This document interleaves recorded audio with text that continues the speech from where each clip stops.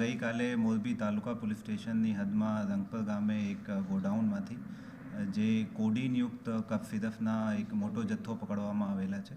Total 90,000 જેટલી બોટલો કબજે કરીને અને ગુનો દાખલ કરવામાં આવેલા છે અને આ ગુનાના કામે ટોટલ 3 આરોપીઓની ધરપકડ કરવામાં આવી છે. આ જે કફ સિરપ છે એ બેસિકલી કોડીન જે કે નાર્કોટિક્સ ડ્રગની સંજ્ઞામાં આવે છે એ મિક્સ એ સાથેના કફ સિરપ છે અને એ ટ્રકમાં ભરી અને બીજા રાજ્ય એટલે ઝારખંડમાંથી આ તમામ વસ્તુઓ જે છે એ ચોખાની જે બોરીઓ હોય છે એની આડમાં આ બોક્સેસ એમાં ભરીને અને અહીંયા લાવ્યા હતા અને અહીંયા જે ગોડાઉન છે એમાં એની રીપેકિંગ કરીને એ ફરીથી એ માલ કોઈ બીજી જગ્યા મોકલવાના હતા. એ પ્રકારની મોડસ ઓપરેન્ડીથી અને આપણે એલસીબીની ટીમને એ ચોક્કસ માહિતી મળી હતી કે આ ગોડાઉનમાં એવી કોઈ શંકાસ્પદ વસ્તુઓના એ લોકો ઉતારે છે. એના ઉપરથી રેડ કરીને આ ગુનો દાખલ કરવામાં આવેલો છે. ટોટલ 3 આરોપીઓની ધરપકડ કરવામાં આવેલી છે, જેમાં જે ટ્રકના ડ્રાઈવર અને ક્લીનર એ 2 છે અને સાથે સાથે જે એ ગોડાઉનના જે સંચાલન કરતા હતા એ પણ છે.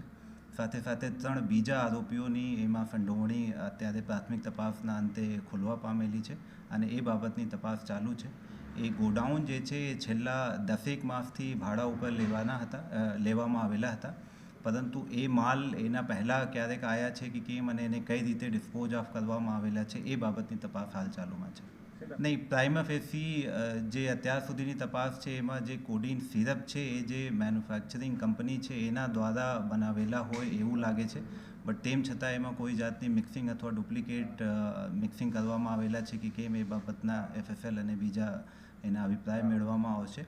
અને એ ખરેખર એક પ્રિસ્ક્રિપ્શન ડ્રગ્સ છે જે ડૉક્ટરના પ્રિસ્ક્રિપ્શન ઉપર અને જે રજિસ્ટર્ડ મેડિકલ પ્રેક્ટિશનર છે એના ઉપરથી જ મળી શકે. એના એ પ્રકારના વગર કોઈ લાઇસન્સ અથવા વગર કોઈ કાગળો એના વેચાણ અથવા સંગ્રહ કરવાની મનાઈ છે.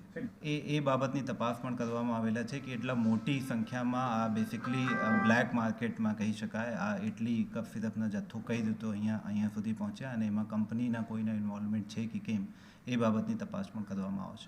નહીં, પ્રાઇમા ફેસી અત્યાર સુધી એ જથ્થો અહીંયા આવ્યા હતા કે નહીં એ બાબતની તપાસ હાલ ચાલુમાં છે અને હાલ દિન સુધી એવા કોઈ જથ્થો અહીંયાથી આવ્યા હોય અથવા નીકળી ગયા હોય એવી માહિતી નથી. એમાં 3 જે મેં વાત કરી 3 આરોપીઓ જે પકડાયા છે એમાં જે ટ્રકના ડ્રાઈવર અને ક્લીનર અને જે ગોડાઉનના સંચાલક આ 3 લોકો પકડાયા છે અને જે માલ મોકલનાર હતા જે ઝારખંડથી આ માલ આવ્યા છે એનું નામ એમાં ખોલવામાં આવેલા છે અને એ પછી એ માલ અહીંયા આવ્યા પછી રીપેક કર્યા પછી એનો ડિસ્પોઝ ઓફ કરવાની જે જવાબદારી હતી એનું પણ નામ એમાં ખોલવામાં આવેલા છે. સાચી વાત છે. એ બાબતની તપાસ અત્યારે જે પ્રાઇમરી જે ઇન્ફોર્મેશન આપની પાસે છે એ વિગત હું આપને જણાવું છું, બટ એની કોઈ વાતને સાચી માનવાના અથવા એ જ ફેક્ટ છે એ નથી ગણી લેવાના.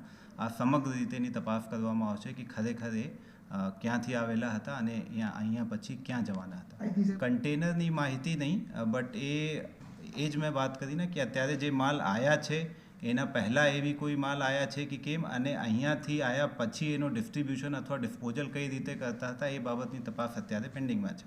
એ NDPS એક્ટના કલમ 8, 21 અને 29 મુજબના ગુનો નોંધવામાં આવેલા છે અને એમાં બીજી કોઈ કાયદાની બીજી કોઈ જોગવાઈના ભંગ થતા હશે તો એ મુજબના કલમના ઉમેરા પણ કરવામાં આવશે. એ હું ચોક્કસ રીતે કન્ફર્મ ના કરી શકું, બટ એ જથ્થો તો મોટો છે, એ સાચી વાત છે. ત્યાં સુધી એવી કોઈ વિગત ધ્યાને આવેલી નથી.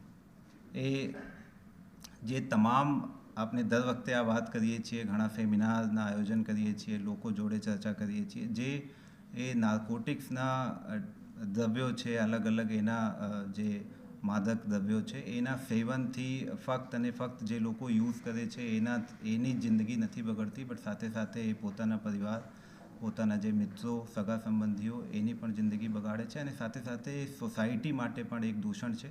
જેથી હું તમામ યુવાધન હોય કે કોઈ પણ હોય આ પ્રકારના દ્રવ્યોથી સેવન ના કરે એનાથી બચવા માટેના સંદેશ આપું છું. સાથે સાથે એવી કોઈ ઇન્ફોર્મેશન કોઈના એવા ધ્યાન ઉપર એવી કોઈ વસ્તુ આવે કે કોઈ સેવન કરતા હોય અથવા આ પ્રકારના માદક દ્રવ્યોના વેચાણ કરતા હોય તો તાત્કાલિક નજીકના પોલીસ સ્ટેશનમાં અથવા સ્પેશિયલ બ્રાન્ચીસને એની જાણ પણ કરવામાં આવે એવી પણ અપીલ કરું છું. એ જે મેં વાત કરી 3 લોકોની ધરપકડ કરવામાં આવેલી છે. એક જે ગોડાઉનના સંચાલક અને 2 લોકો જે ડ્રાઈવર અને ક્લીનર જે ટ્રકમાં માલ લઈને આવ્યા હતા એ લોકોની. નહીં, એવી કોઈ માહિતી નથી, એવી કોઈ હકીકત નથી.